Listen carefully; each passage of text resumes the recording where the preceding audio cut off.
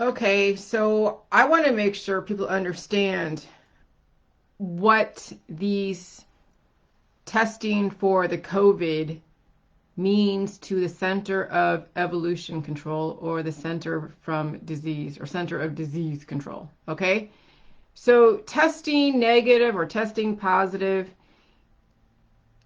I'm going to give you exactly what it means to the CDC, because it doesn't mean what you think. What does a negative coronavirus disease test mean? For COVID-19, a negative test result for a sample collected while a person has symptoms usually means that the COVID-19 did not cause your recent illness. However, it is possible for this test to give a negative result that is incorrect, false negative, in some people with COVID-19. This means that you could possibly still have COVID-19 even though the test is negative. If this is the case, your healthcare provider will consider the test results together with your symptoms, possible exposure, and geographical locations of places you have been recently traveled in deciding how to care for you. Okay? And so it's not what you think, because it's not about testing negative or positive.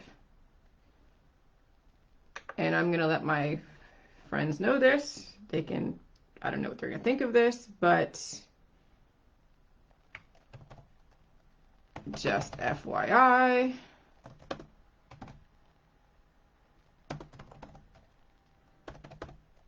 Shoot. Because testing negative or positive doesn't mean anything per CDC.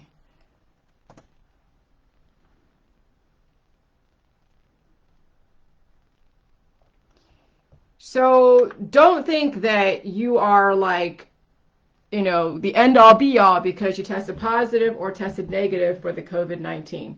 Because antibodies come and go. And it's your biochemistry that's going to determine how you react to the COVID, how you react to evolution. So you could be a carrier and be asymptomatic, but you could still be communicable. Because they say, hey, evolution, you can't be immune to evolution, but your body could be deadened to where you don't feel evolution. And so when you are asymptomatic, you could either be deadened to that evolution, or it's just laying dormant, and potentially down the road you could come up positive. Okay?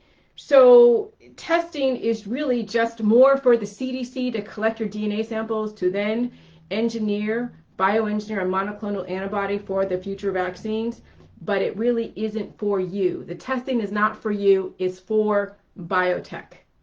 So, don't make anything mean anything about these testing results, because it doesn't mean what you think.